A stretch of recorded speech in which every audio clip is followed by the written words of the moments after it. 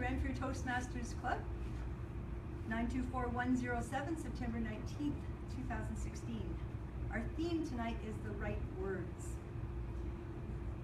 The mission of our club is to provide a mutually supportive and positive learning environment in which every individual member has the opportunity to develop oral communication and leadership skills, which in turn foster self-confidence and personal growth. When I was thinking of the theme this evening, the right words, I found a story in this book, Beside Still Waters, I'd like to share with you. Years ago, rural roads were unpaved and often muddy. Years ago, it's pretty current. But in one county, the officials devised a plan to improve matters by regrading the roads and spreading gravel.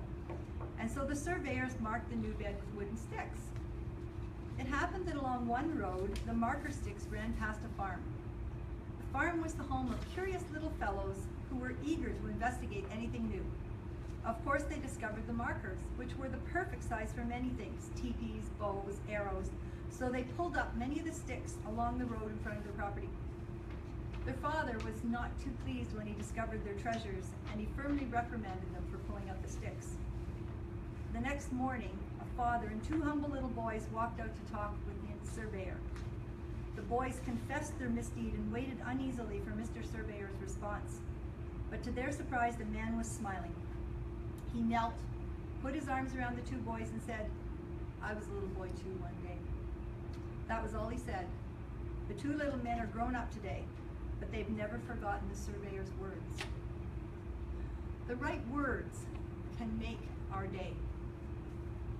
When we walk into a room and someone says to us, "Welcome," we're really glad to see you. It lifts us up. When somebody says, "You're the best," it kind of melts your heart. When we hear the words, "Good job," it makes us want to do it again.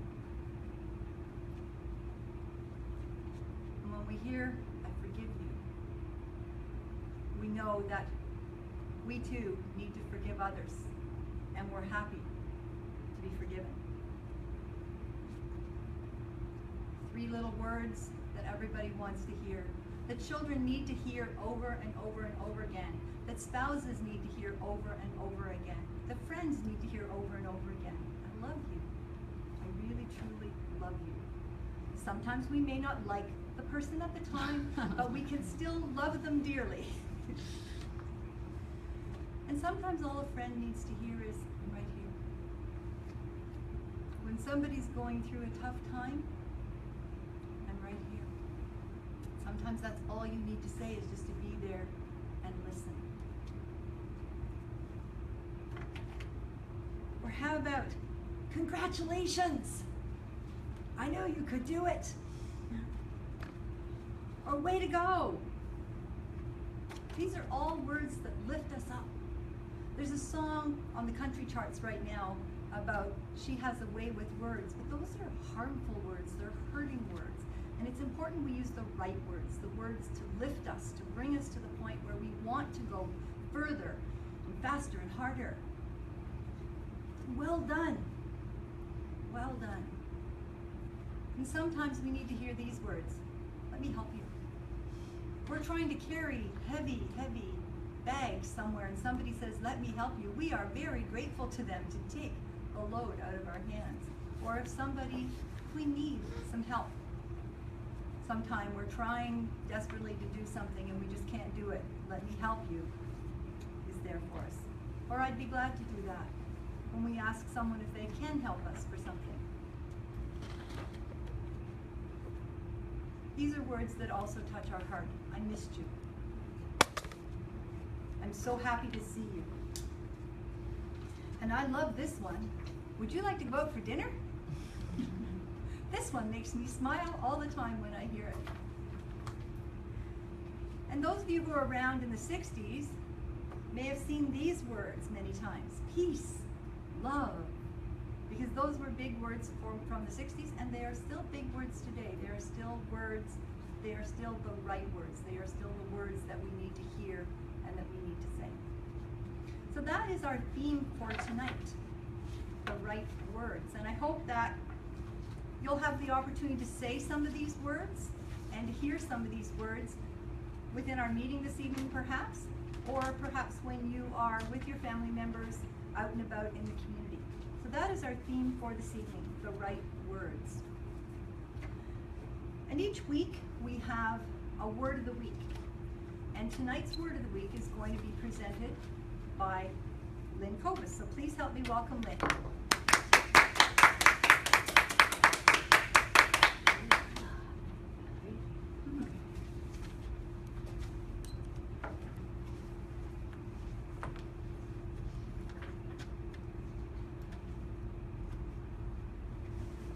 Madam Toastmaster and members, the word that I chose for tonight is epilogue.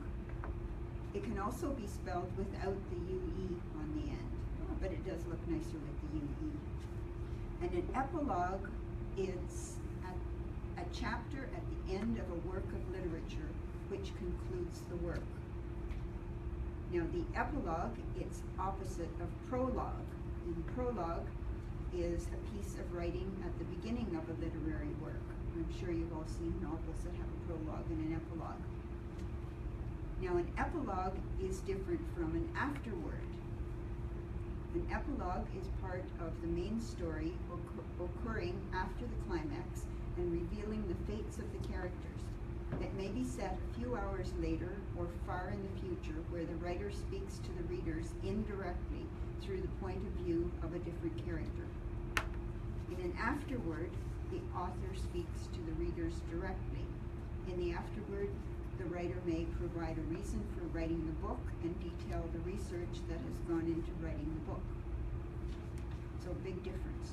Now the functions of an epilogue: to satisfy the reader's curiosity by telling them the fate of the characters after the climax of the story, to cover loose ends of the story, and to hint at a sequel or a next installment of the story. So tonight's word is epilogue. If you can use the word, we'll knock 3 times on the table when we hear it.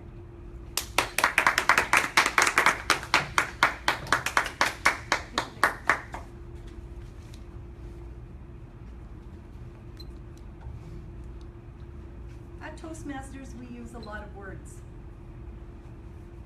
We use words in our speeches, we use words in our evaluations, we use words in our Quizmaster, our grammarian awe counter. So I would like to propose a toast this evening to good words, useful words, helpful words, and not harmful words. To good words. To good words. Good words.